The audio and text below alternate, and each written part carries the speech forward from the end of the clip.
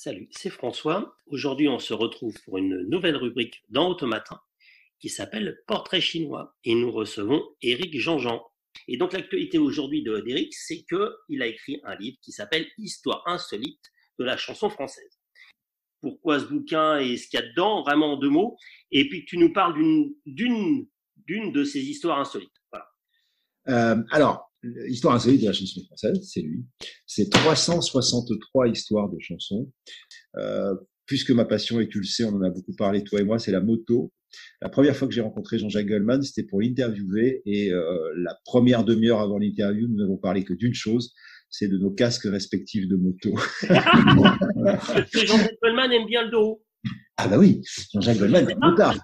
Jean-Jacques Goldman est un motard, j'ai même fait de la moto avec lui. En fait, Jean-Jacques, la première fois qu'on se croise, c'est en 92-13, à Énergie, et moi je me gare, j'avais une 750 Super Ténéré, je me gare devant Énergie, j'avais un casque à rail, et je vois arriver une K75 BMW, toute pourrie, et le gars garde son casque, demande s'il peut se garer là, tout le monde dit bah oui, bien sûr, et il sort son casque, et putain, c'est Goldman. Et je vais le voir, je dis bonjour, enfin c'est moi qui vais vous interviewer. Enfin tu imagines 25 ans balbutiant devant Goldman et lui hyper cool, il dit Arai c'est des bons casques, mais moi je préfère Shoei. Et donc on a pris l'étage, l'ascenseur du 6e en se comparant nos casques, en parlant machin etc. Mais la première fois que j'ai rencontré Goldman, nous nous sommes parlé de moto, voilà. On l'appelle questionnaire à la Proust ou questionnaire à la Pivot. Alors, ça va être questionnaire à la François et à la Éric. Alors, je te l'ai soumis, c'est une petite innovation, ça s'améliorera peut-être un petit peu. J'adore.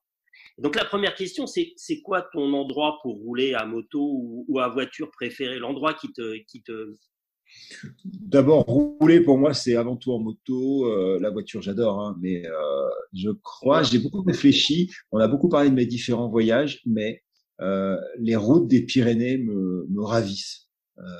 Je me souviens d'une traversée en une journée qui est partie de Biarritz pour aller à Lourdes, en prenant l'école, etc. et tout, je me souviens de claques de beauté, c'est-à-dire tu prends un virage, donc t'attaques, tu roules, et à un moment, t'as un virage et bam, t'as la vallée en pleine face.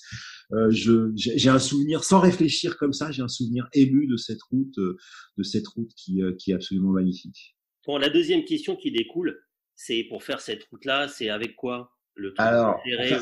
En l'occurrence, c'était une 1200 GS BMW dont j'adore le comportement routier. C'est ma moto fétiche, quoi. J'en ai d'autres, hein, mais celle-là, c'est pour les grandes routes.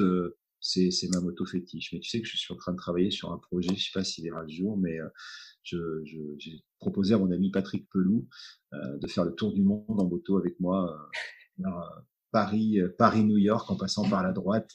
J'appelle ça le tour du monde d'après. Et on essaierait de voir à quoi ressemble le monde d'après-pandémie en faisant la route en moto. Je sais pas si on y arrivera, mais c'est un projet. Voilà. Et donc, pour rouler la GS, c'est pas mon bruit préféré, mais c'est une moto tellement fantastique, quoi. Voilà, tu dis c'est pas ton bruit préféré. Donc, dans la liste de questions, c'est quoi le bruit préféré? Le flat 6 de chez Porsche. Tu connais ma passion pour les Porsche. Ce flat quand il est un peu rauque, c'est-à-dire quand il est non aseptisé.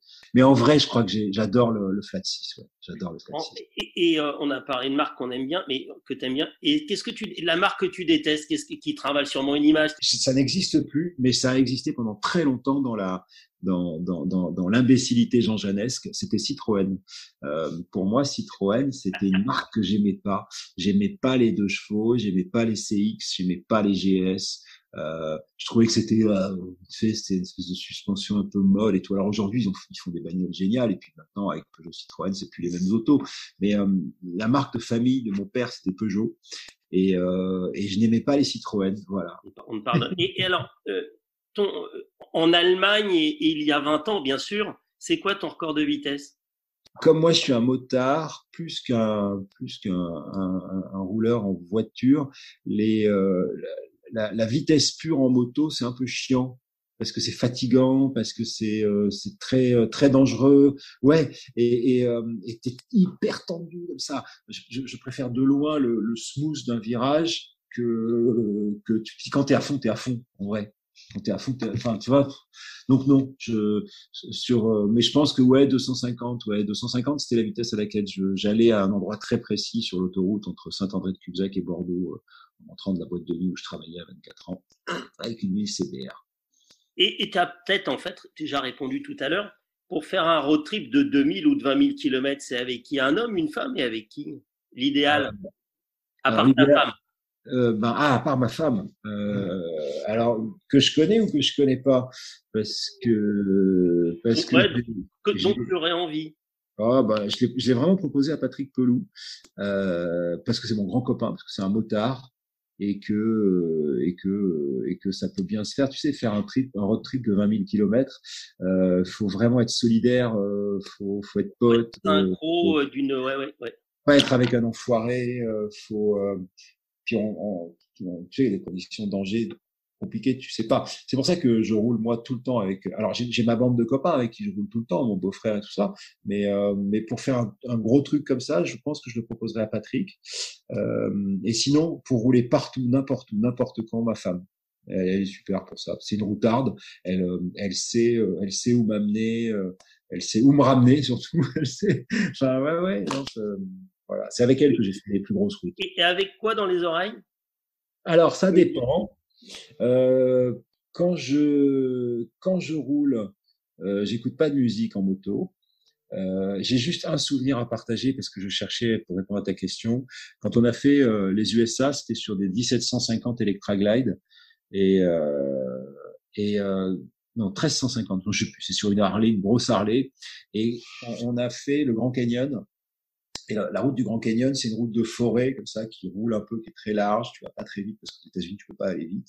Et j'avais branché mon iPod à l'époque, c'était un iPod, c'était en 2005 ou 6, et je l'avais branché sur le poste de radio de la Harley. Et j'écoutais Alain Bachung. Et quand je suis arrivé, il y a un virage comme ça, une petite montée, et hop, tu descends sur la faille du Grand Canyon. Et c'était Madame Rêve. Et à chaque fois que j'écoute cette chanson, maintenant, j'ai en tête la faille du Grand Canyon. Donc, Bon, et quand tu démarres pas, tu lui dis quoi? Tu lui parles d'amour ou tu alors, j'ai beaucoup réfléchi. Ouais, je lui demande pourquoi ça marche pas. S'il te plaît, non. Je parle pas à toutes mes motos. Si, je parle à toutes mes motos en fait. Je crois que je parle beaucoup à la BM et à la Triumph. Je leur parle toutes les deux. La dernière, et qui est peut-être pas trop mal comme question, c'est tu montes au ciel. Il y a Enzo Ferrari, on en a parlé aussi, on fait la boucle. Il est là, il t'accueille et tu lui dis quoi? Je vais lui serrer la main chaleureusement et je lui dis que je suis fier de le rencontrer. Et est-ce qu'il sait où est Ferdinand Porsche? Ça, c'est bien. Tu y as bien réfléchi. C'est une très belle chute. Voilà, je lui demande où je peux trouver Ferdinand Porsche. Excellentissime. Ok. Merci beaucoup, Eric, d'avoir pris le temps pour à bientôt pour de vrai. petite interview. Et surtout, pensez à aller acheter ou à commander en ligne où vous voulez. Histoire insolite des chansons françaises de Monsieur Éric Jean-Jean.